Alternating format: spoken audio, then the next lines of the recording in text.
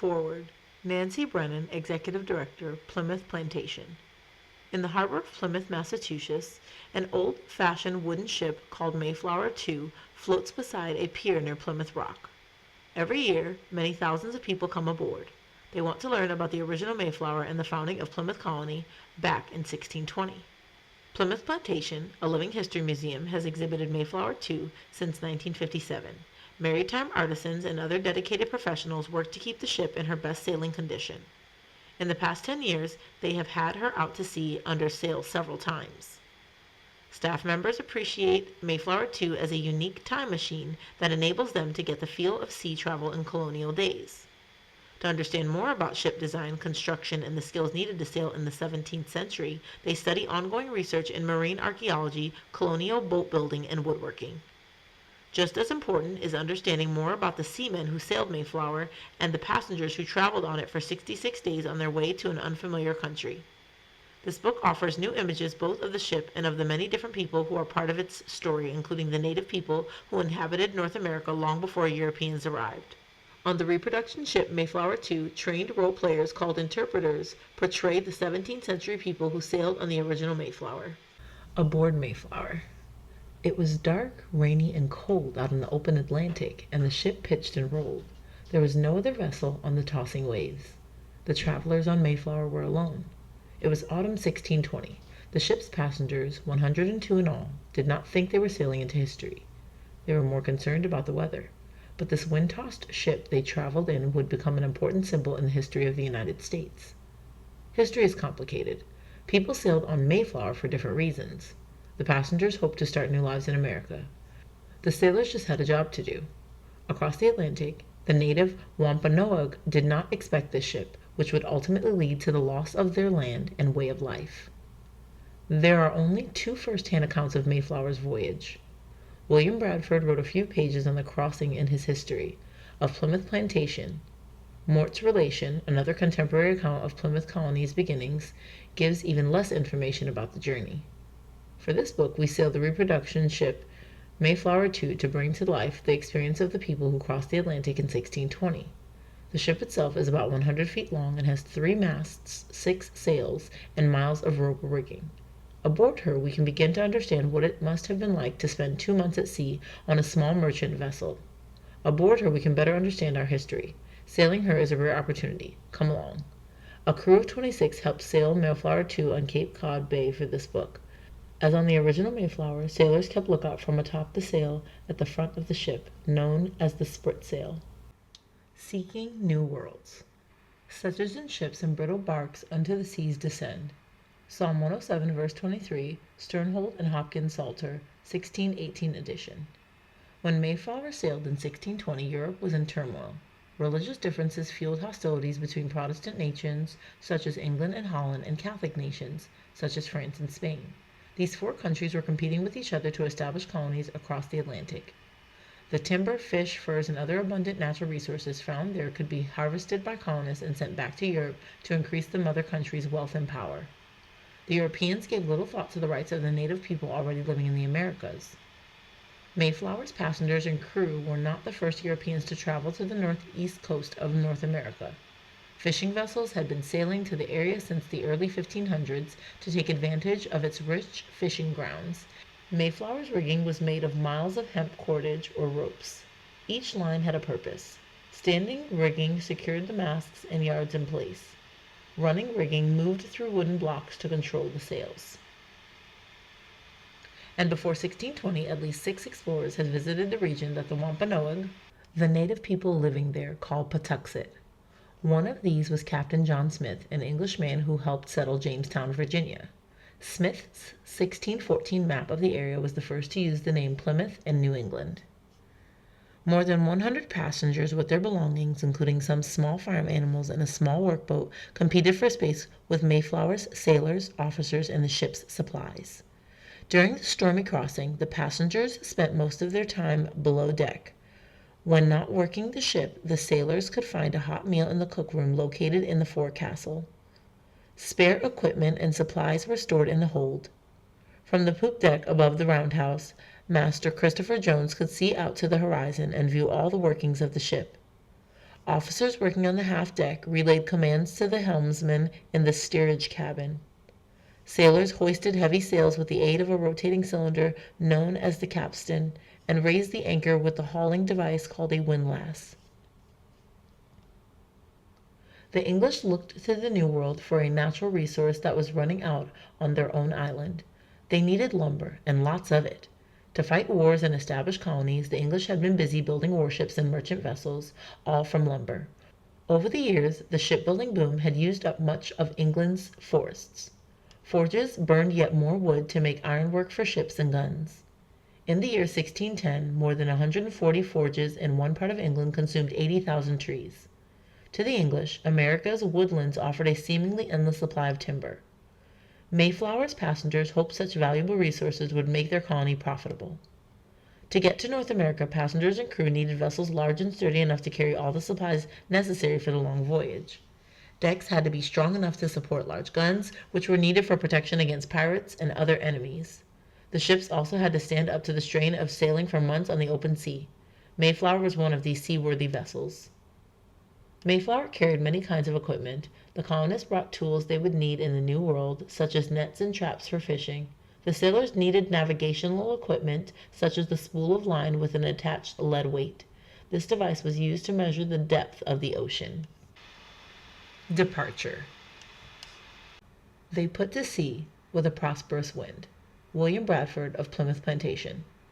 Early in the summer of 1620, a young boy named Francis Billington stood with a crowd on one of the many docks lining London's River Thames.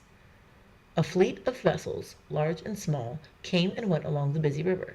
Some were headed for English ports, others for European destinations, their holds filled with trade goods.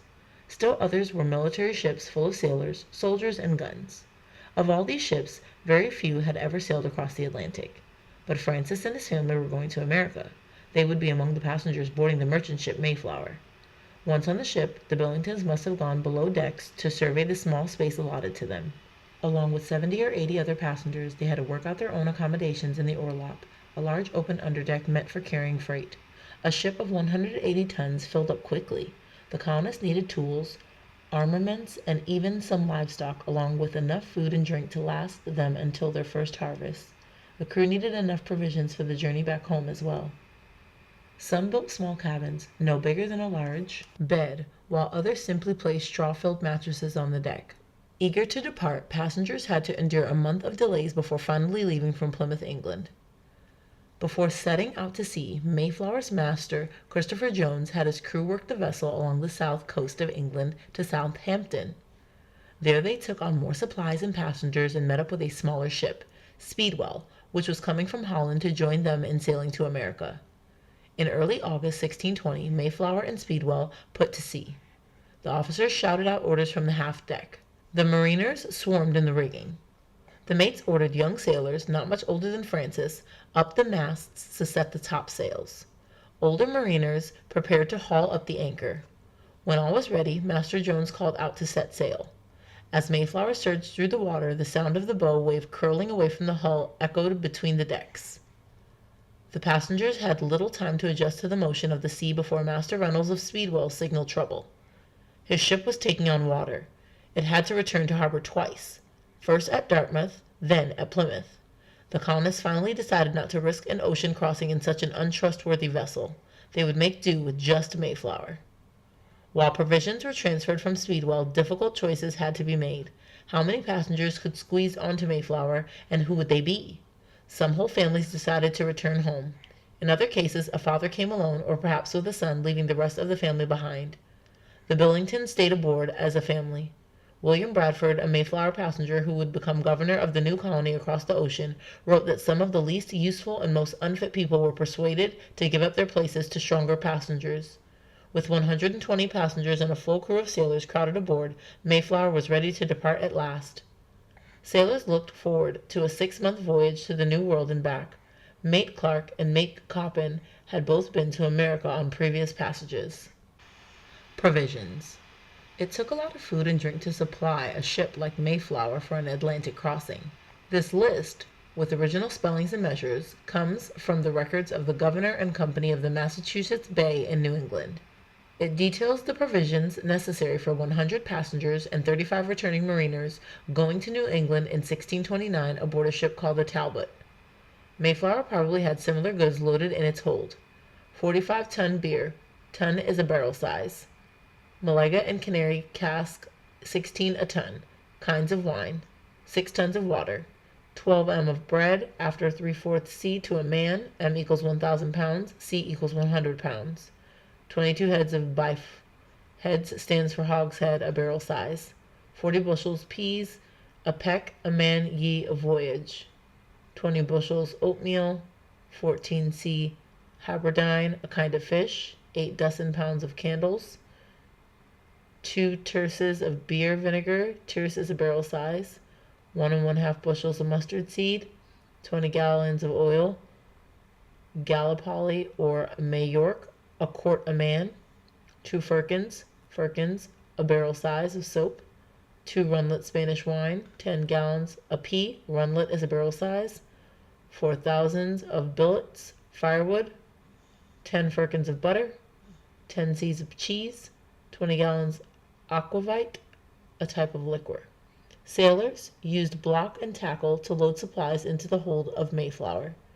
Water and beer for the voyage were contained in barrels. Supplies that needed to be kept dry, such as salted fish, were also stored in barrels. A varied company. Readier to go to dispute than to set forward a voyage. Colonist Robert Cushman, letter of June 10, 1610, written while purchasing provisions. Popular myth describes the passengers aboard Mayflower as a band of brave pilgrims setting sail to gain religious freedom in the New World. In reality, they were not a unified group, and they never called themselves pilgrims. That name was applied 2 centuries later by historians who took it from William Bradford's of Plymouth Plantation. In a brief passage, Bradford had identified members of his church as pilgrims in a religious sense. That is, they were on a journey seeking God. He never meant his biblical reference to include everyone on board. Bradford was a leader of a congregation of British Protestants, sometimes called Puritans or Separatists, who had broken away from the National Church of England. Persecuted for their way of worship, they had fled England in 1609 for Holland. Aboard Mayflower to do a job, not found a colony, the sailors sometimes troubled the passengers with insults and frightening tales. Children had to endure long hours in close quarters during bad weather. After living in exile in the city of Leyden for more than 10 years, some of the church members decided to sail to America to found a colony. To finance the voyage, the Leyden church members made a deal with a group of English investors known as merchant adventurers. The merchants agreed to pay for the ship and supplies, and the colonists signed a contract promising to work in North America to pay them back. From the start, the colonists argued with the investors about how much to spend on provisions and about the terms of their contract. In fair weather, passengers were invited to exercise on deck and enjoy fresh air and sunlight. Below decks, familiar tasks such as knitting as well as games and stories helped to pass the time. Everyone aboard Mayflower hoped to own land and provide a good future for their children. More than half the families had some connection with the Leyden Church, and several others may well have agreed with them about the need for religious reform. At least a few, however, were suspicious of Puritans and hostile to the colony's leaders. These differences led to tensions. William Bradford complained about the untoward, difficult, and unruly persons, and identified the Billington family as one of the profanest, most disrespectful of religion. He wondered how the Billingtons had been shuffled into their company. The colonists differed in other ways as well. They disagreed about who should be allowed to own land and how to organize the group for work once they arrived in the New World. Shopkeepers and tradesmen came from cities and towns, while farmers came from the countryside. The colonists came from many regions and spoke an assortment of dialects. Like their countrymen in England, some knew how to read while others didn't. None were lords. Some families brought servants, most did not. The colonists did not regard themselves as a group of equals. They reflected the variety found in the middle and lower classes of 17th century English society. Colonists from Leyden. 18 married couples, 15 with children, 6 married men, traveling without their wives, 4 with sons, and 8 servants. 5 leading men. John Carver, elected first governor of Plymouth Colony but died in the spring of 1621. William Brewster, preacher or ruling elder from the Leyden Church and only university man in the early colony, former courtier and printer, persecuted in England for encouraging illegal worship. William Bradford, elected second governor of Plymouth Colony, wrote famous history of Plymouth Plantation. Samuel Fuller, deacon and surgeon. Edward Winslow, probably the colonist of highest social rank, later became assistant governor, then governor of Plymouth Colony. He was also sent to England several times as the colony's agent. Colonists from England. 7 married couples, 6 with children, 1 married man traveling without his wife, 5 servants. 5 leading men. Christopher Martin, associated with the investors who put up the money for the voyage, elected governor of the Mayflower passengers. Miles Standish, an English soldier from Lancashire. He evidently became acquainted with the Leyden Church, of which he was not a member, while in that city. He commanded the colonial militia. Stephen Hopkins. He had been in Virginia, so was the only Mayflower passenger who had previously crossed the Atlantic. The colonists relied on him in their early dealings with the Wampanoag. Richard Warren. He left his wife and 5 daughters home in London. They arrived in 1623. He seems to have been one of the stronger supporters of Governor Bradford and the Leyden Church. John Billington, the first man punished before Mayflower headed home for disobeying Captain Standish. William Bradford regarded him as a troublemaker. In 1630, Billington became the first colonist executed for murder. Scrooby. In 1607, Richard Clifton and John Robinson led some 100 members of their outlawed religious congregation from Scrooby into exile in Amsterdam. Holland was well known as a country that tolerated different religions. Among the congregations were future colonial leaders John Carver, William Brewster, and William Bradford. 2. Amsterdam. In 1609 to 1610, after disputes with other exiled English churches in Amsterdam, John Robinson led a congregation that settled in Leyden, another town in Holland. 3. Leyden. By 1616, members of the Leyden Church were unhappy with life in Holland and began to think about moving to America. After a few unsuccessful proposals, they began talks with Englishman Thomas Weston about funding a new colony. 4. London. In the spring of 1620, Thomas Weston and about 70 other investors put up money to begin a colony in North America. At least 50 people from England were ready to join members of the Leyden Church in the venture.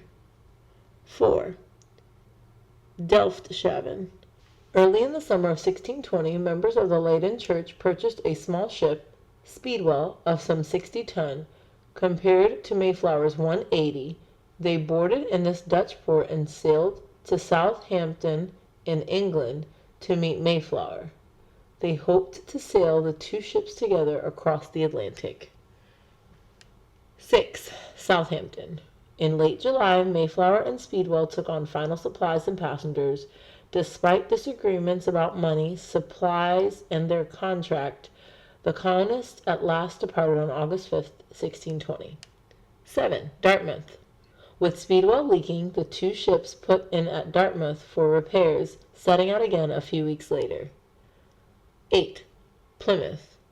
After further troubles with Speedwell, the colonists decided to leave that ship behind. They chose from among them 102 passengers who crowded aboard Mayflower and finally departed on September 6, 1620.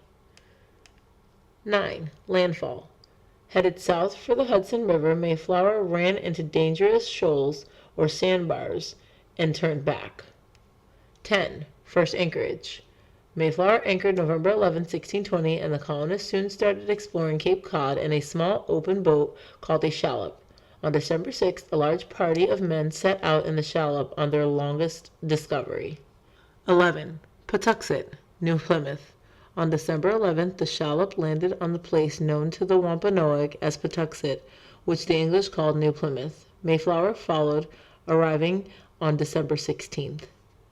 Measham, Nauset, Mashpee, Pokanoket, Namasket, and Patuxet are 6 of the 67 Wampanoag towns existing prior to Mayflower's arrival.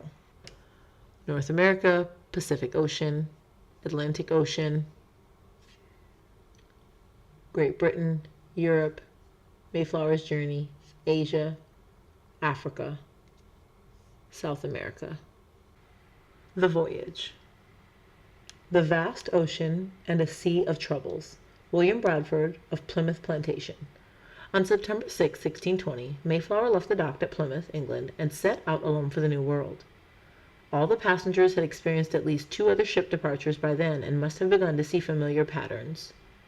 What appeared to be chaos among men and rigging slowly evolved into the smooth operation of a ship under sail. The passengers must have felt encouraged by the week of fair weather they had at the start of their voyage. Some of them could handle the constant motion of the ship, whereas others, even in calm weather, were seasick. Soon autumn gales began to blow. As William Bradford told it, they were encountered many times with cross winds and met with fierce storms, with which the ship was shrewdly, viciously shaken, and her upper works made very leaky. Several accounts tell of ships in the 17th century that suffered damage in storms. Few of Mayflower's passengers had been to sea before.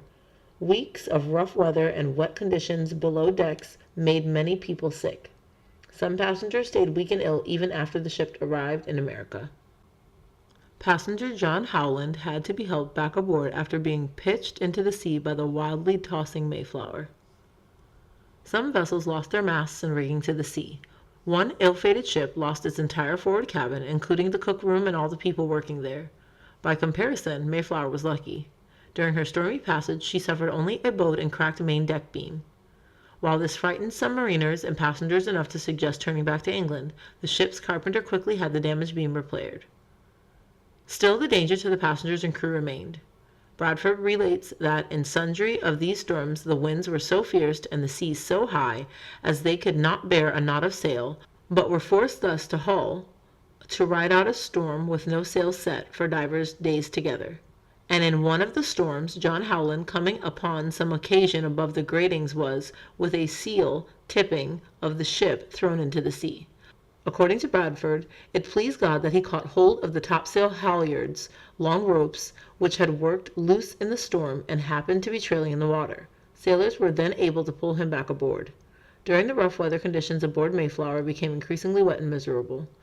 The air below decks smelled foul. Sailors constantly worked to keep a ship seaworthy. The crew stayed busy repairing sails, sealing up decks with caulking, and keeping everything secure on the aging Mayflower. One passenger, William Button, and one sailor died during the crossing. Their bodies were wrapped in shrouds and dropped overboard. Travel at sea in the 17th century was considered so difficult and dangerous that shipboard deaths were not unexpected.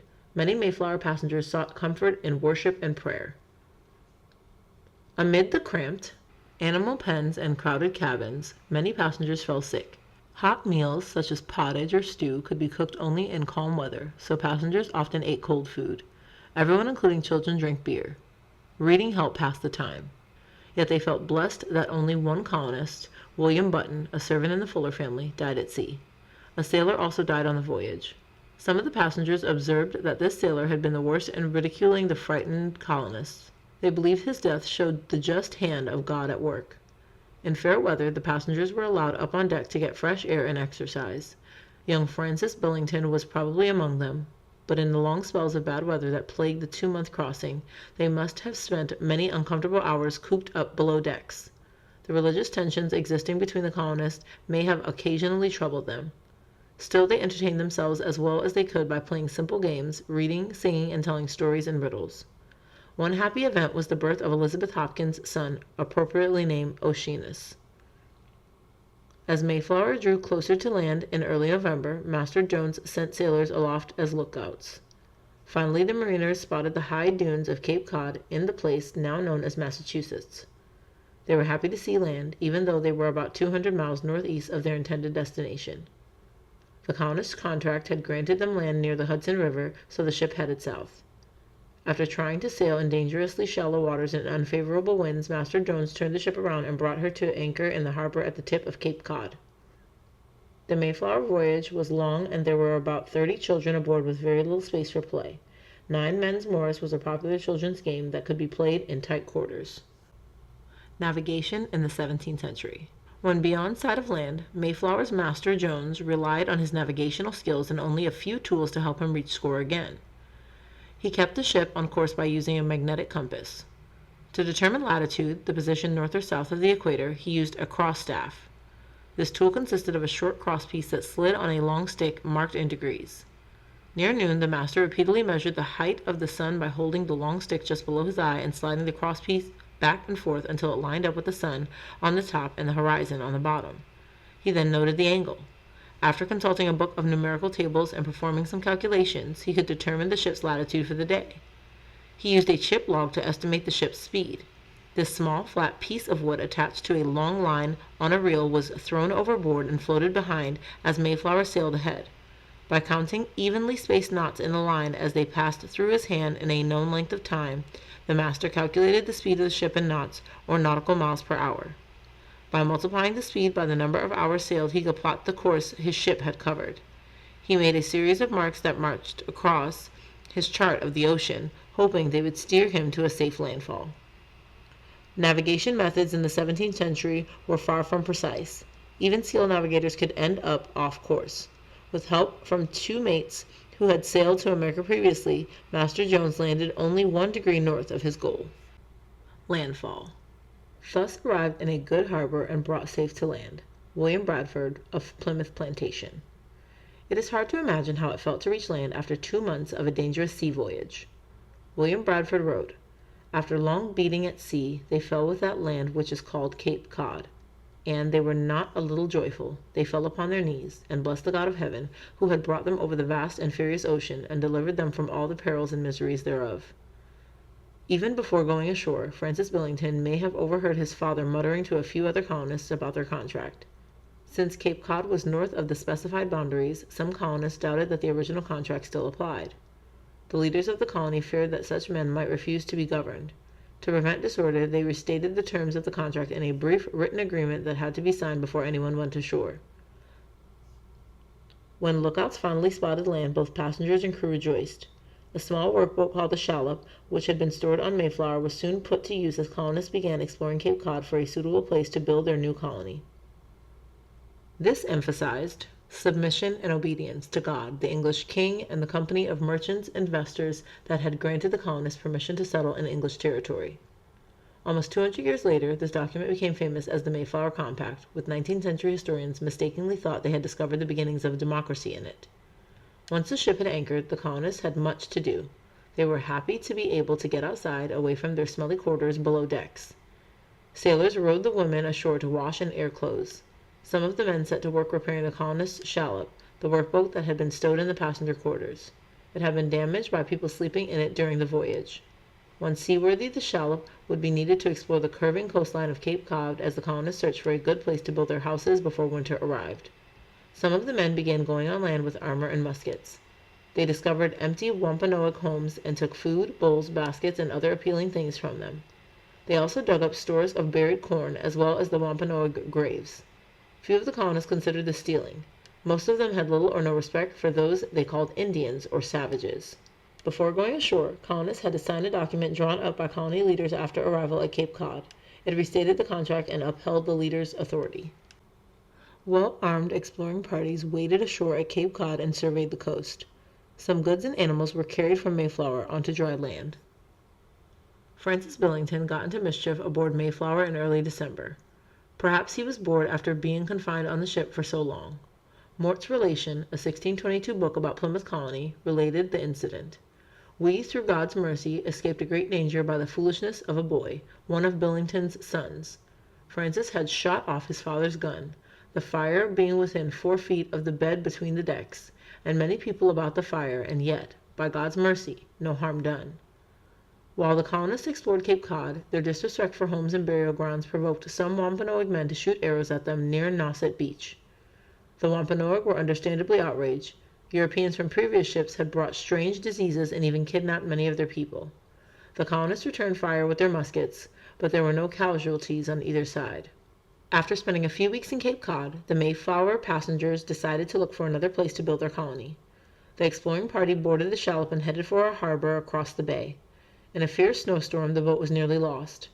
At nightfall, however, they landed safely on a small island just offshore. The next day, Sunday, was spent in worship and rest. On the following day, the colonists sailed farther into the harbor, hoping to find a good place to settle. When Mayflower colonists discovered a supply of dried corn buried at Cape Cod, they dug it up and carried it away. The men brought many of the objects they found back to the ship for everyone to look at. The native people considered this stealing. An established nation. Sometimes people say that a person came over on the Mayflower to indicate that he or she is a member of a very old American family. But the Wampanoag had lived in America long before Mayflower's arrival. For some 12,000 years they had fished the waters, hunted the shores, and planted crops in the sheltered inland areas. Their name means people of the first light, but they referred to themselves simply as the people. Their territory was large. It stretched from what is now called Grafton, Massachusetts, to the southeastern corner of Rhode Island and across Cape Cod, Nantucket, and Martha's Vineyard. Their rich culture was organized around family, village, and nation. Their leaders, called sachems, governed by general agreement. The Mayflower colonists were not the first Europeans in Wampanoag territory. Earlier explorers brought trade to the area. They also brought diseases, including plague, which swept through the land from 1616 to 1618. By the time Mayflower arrived, sickness had killed so many Patuxet, the place called Plymouth by the English, that no Wampanoag were left there. To the people, the empty village was a reminder of tragedy and loss. To the colonists, finding tilled fields was a sign of God's favor. They gave little thought to those whose land they were taking over. Native people had lived in harmony with the land in North America for at least 12,000 years before Europeans arrived. Settlement at a most hopeful place. On Monday, December 11, 1620, the exploring party from Mayflower landed the shallop at the place they would call Plymouth. There is no record that anyone stepped from the boat onto a large rock, later called Plymouth Rock, at this time, but come ashore they did. The colonists found streams with fresh running water, cleared fields, and a good hill for mounting their cannon. To them it seemed a most hopeful place to settle. The colonists began construction of their new community in late December. A long, cold winter lay ahead. By springtime, half the colonists and half the sailors had perished from exposure, malnutrition, or illness. Despite these hardships, the survivors continued to build their settlement. In January 1621, young Francis Billington made a discovery of his own in his new home. As told in Mort's relation, Francis climbed a tree near Plymouth and sighted a large pond, a great sea, as he thought, full of fish and fowl, an excellent help for us in time. Looking around from his treetop perch, Francis would also have seen Mayflower, still moored behind him in the bay. The ship would remain there until April 5, 1621, when Master Johns and his crew sailed back to England. Not one of the colonists went along. They were determined to make this land their home. Working quickly to raise shelter before winter set in, the settlers built small wooden houses using reeds to thatch the roofs. During that first winter, many colonists still slept aboard Mayflower at night. Bringing the past to life. In April 1621, Mayflower sailed back to England. She never returned to North America and was eventually sold for scrap. But since 1957, another ship, Mayflower II, has attracted millions of visitors to Plymouth Plantation. Here they learn not only about the reproduction vessel, but also about the significance of the original ship in the context of America's colonial history. In the summer of 2001, a well-trained crew of staff and volunteers from Plymouth Plantation sailed Mayflower II from Plymouth to Boston, Massachusetts. A photography team from National Geographic went along. The purpose of the sail was to create the scenes you have seen in the pages of this book, scenes recreated from the Mayflower sail of 1620, nearly 400 years earlier. To carry us onlookers aboard the many modern boats that motored alongside the ship as she arrived in Boston, Mayflower II must have looked like a visitor from the distant past. And in a way, she is. Mayflower II and her staff tell a story about a time in history when enormous changes came to North America. The meaning of these changes were vastly different for the colonists and the native people who had already lived for many thousands of years in the so-called New World. For the colonists, the 1620 Mayflower was a means of beginning a new life, as well as a link with their home back in Europe. For native people, the ship was an instrument of change forcing its way into their world and nearly destroying it. Plymouth Plantation is dedicated to helping modern people reach a better understanding of all facets of our colonial past. Mayflower II, shown here at her dock in Plymouth, Massachusetts, sailed from Plymouth to Boston in 2001. Garbed in reproduction colonial-era clothing, interpreters recreated scenes from the first Mayflower's voyage. A fireboat sprays water to welcome Mayflower II into Boston Harbor in 2001, above. A dockside exhibit greets visitors to Mayflower II at her berth in Plymouth, near left. Nearby tourists peer down at Plymouth Rock, where the Pilgrims are traditionally thought to have landed in 1620, far left. It is uncertain whether the Mayflower colonists stepped onto this exact boulder, although they did settle in the area.